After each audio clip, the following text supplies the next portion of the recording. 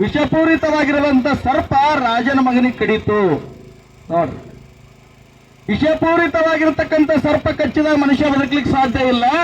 ರಾಜನ ಮಗ, ಜಾಗದ ಮಗ ಏನ್ ಮಾಡ್ದ? ಪ್ರಾಣ ಬಿಟ್ಟ. ರಾಜ ಬಹಳಷ್ಟು ರೊಕ್ಕ ಖರ್ಚು ಮಾಡಿ ಸಾಕಷ್ಟು ಪಂಡಿತರಿಗೆ ಕರೆದ, ವಿದ್ವಾನ್ರಿಗೆ ಕರೆದ, ಎಲ್ಲರಿಗೆ ಕರೆದ, ಮಗ ಉಳಿಲಿಲ್ಲ. ಎಲ್ಲರೂ ಹೇಳಿದ್ರು, ಮಹಾರಾಜ ಇವನು ಉದ್ದಕ್ಕೆ ರೊಕ್ಕ ನೀ ಸುರಿದ್ರು ಕೂಡ ನಿನ್ನ ಮಗ ಉಳಿಯಂಗಿಲ್ಲ, ಪ್ರಾಣ ಹೊಂಟು ಹೋಗ್ಯದ, ಇವನಿಗೆ ಯಾರು ಬದುಕಲಿಕ್ಕೆ ಸಾಧ್ಯ ಇಲ್ಲ ಅಂದಾಗ ಅಲ್ಲೊಬ್ಬ ಮನುಷ್ಯ ಹೇಳ್ತಾನ, ಯಪ್ಪ ನಮ್ಮ ಅಂಬಿಗರ ಚೌಡಯ್ಯನ ಬಲ್ಲಿ ಅನೇಕ ಗಿಡ ಮೂಲಿಕೆಗಳವ, ಔಷಧಿಗಳವ, ಅಂತ ಔಷಧಿ ಪಂಡಿತ ನಮ್ಮ ಅಂಬಿಗರ ಚೌಡಯ್ಯನವ್ರು ಅದಾರ, ಅದಕ್ಕೆ ಎಲ್ಲರಿಗೆ ಕರೆಸಿರಿ, ಅವ್ರಿಗೆ ಸ್ವಲ್ಪ ಕರೆಸಿ ಈ ಹುಡುಗವ್ರಿಗೆ ತೋರಿಸ್ರಿ ಅಂದಾಗ ಹೋಗಿ ಅಂಬಿಗರ ಚೌಡಯ್ಯನವ್ರಿಗೆ ಕರ್ಕೊಂಡು ಬರ್ತಾರೆ. ಅಂಬಿಗರ ಚೌಡಯ್ಯನವ್ರು ಬಂದ ಹುಡುಗಗ್ ನೋಡ್ತಾರೆ. ಹುಡುಗಗ್ ನೋಡಿ ತಮ್ಮಲ್ಲಿ ಇರ್ತಕ್ಕಂಥ ದಿವ್ಯ ಶಕ್ತಿಯಿಂದ ಅವನಿಗೆ ಔಷಧಿಯನ್ನು ಕೊಡ್ತಾರೆ. ಒಂದ್ ಅರ್ಧ ತಾಸಾಗಿಲ್ಲ, ಹೋದ ಪ್ರಾಣ ಹೊಳ್ಳಿ ಬಂತು ಅಂತ ಇತಿಹಾಸದಾಗ ಬರ್ತದೆ, ಎಲ್ಲ ಇತಿಹಾಸದಾಗ ಬರ್ತದ. ಗೊತ್ತಾಯ್ತೇನು? ಅಂತ ಪವಾಡವನ್ನು ಮಾಡಿರ್ತಕ್ಕಂಥವ್ರು ಅಂಬಿಗರ ಚೌಡಯ್ಯನವರು. ಗೊತ್ತಾಯ್ತೇನು? ಅಂತ ಅಂಬಿಗರ ಚೌಡಯ್ಯನವರು ಅಂತ ಸತ್ಪುರುಷರು ಮತ್ತು ಅವ್ರ ನಿಜ ಶರಣರು. ಬಸವಣ್ಣನವರ ಅನುಭವ ಮಂಟಪದಲ್ಲಿ 770 ಅಮರಗಣಗಳಿದ್ರು. ಏನೋ 770 ಶರಣರಿದ್ರು. 770 ಶರಣರೊಳಗ ನಿಜ ಶರಣ ಅಂತ ಯಾರಿಗಾದ್ರೂ ಕರೆದಾರ ಅಂದ್ರೆ ಅದು ಅಂಬಿಗರ ಚೌಡಯ್ಯನವ್ರಿಗೆ ಕರೆದಾರ ಹೊರತು ಮತ್ತೆ ಯಾರಿಗೂ ಕರೆದಿಲ್ಲ. ಕರೆದಾರ?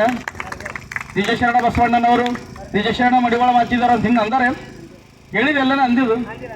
ಆದ್ರೆ ಅಂಬಿಗರ ಚೌಡಯ್ಯನವ್ರು ಒಳಬೇಕಾದ್ರೆ ಏನಂತ ಹೇಳ್ತಾರೆ?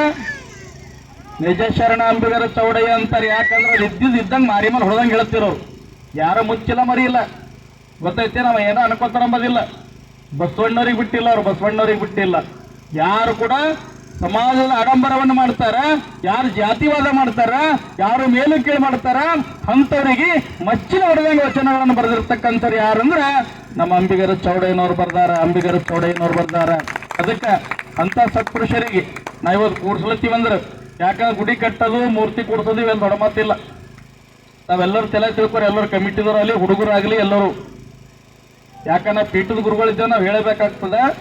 ನೀವೆಲ್ಲರೂ ಕೂಡ ಒಣ ಹಿಂಗೆ ಮೂರ್ತಿ ಕೂಡ್ಸೋದು, ಗುಡಿ ಕಟ್ಟೋದು ದೊಡ್ಡ ಮಾತಿಲ್ಲ ಈಗಿನ ಕಾಲದಾಗ. ಆದ್ರೆ ಅದಕ್ಕೆ ತಕ್ಕಂಗೆ ನೀವು ನಡೀತಕ್ಕಂಥದ್ದು ಕಲೀರಿ. ಗೊತ್ತಾಯ್ತು? ನಡೆಯೋದು ಕಲೀರಿ. ನಮ್ಮ ನಡೆ ನುಡಿಯ ಆಚಾರ ವಿಚಾರ ಬದಲಾಗಬೇಕು. ನಾವೆಲ್ಲರೂ ಕೂಡ ಶಾಣೆಯಾಗಿ ಇವತ್ತು ಯಾರು ಕೂಡ ದಡ್ಡಿಲ್ಲ. ನಮ್ಮ ಸಮಾಜದಾಗೂ ಕೂಡ ಅನೇಕ ವಿದ್ವಾನ್ರ, ಅನೇಕ ಸಾಲಿ ಬರೆದ ಶಿಕ್ಷಣ ಪಡ್ಕೊಂಡ್ರ, ಅನೇಕ ಪಂಡಿತರ, ನೀವೆಲ್ಲ ಕೂಡ ಶಾಣ್ಯರೇ ಇದ್ರಿ. ಆದ್ರೆ ನಮ್ಮ ಹಿಂದಿನ ಪದ್ಧತಿ ಅಳಿಸಿ ನಾವು ಕೂಡ ಶಾಣ್ಯರಾಗಿ ನಮ್ಮ ಜೀವನದಲ್ಲಿ ಬದಲಾವಣೆ ತಂದ್ಕೋಬೇಕು, ಸಂಸ್ಕಾರ ಪಡ್ಕೋಬೇಕು, ವಿಚಾರವಂತರಾಗಿ ನಡಿಬೇಕು ಅಂದಾಗ ನೀವು ಇಂಥ ಗುಡಿ ಕಟ್ರಿ, ಇಂಥದ್ದು ಏನೇ ಮಾಡ್ರಿ, ಅದಕ್ಕೊಂದು ಅರ್ಥ ಬರ್ತದೆ.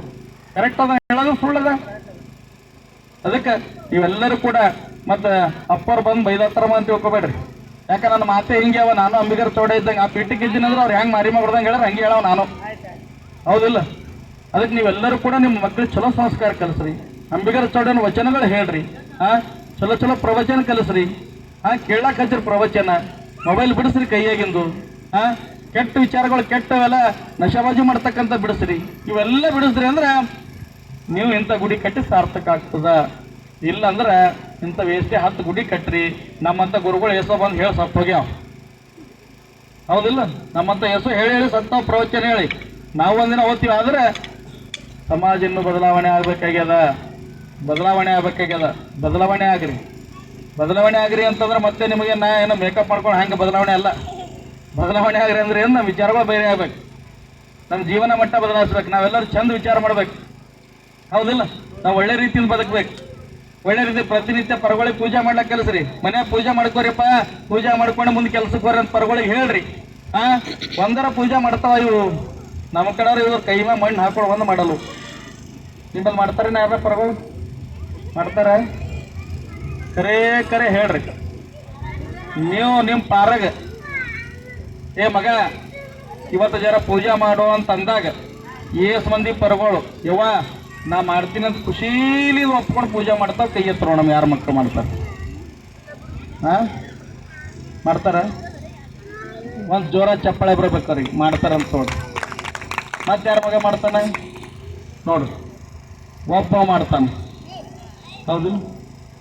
ನಾ ಯಾಕೆ ಹೇಳತ್ತೀನಿ ಮಾತಂದ್ರೆ ಅಲ್ಲಿ ಪರವಳಿ ಸಂಸ್ಕಾರ ಬರ್ತದೆ.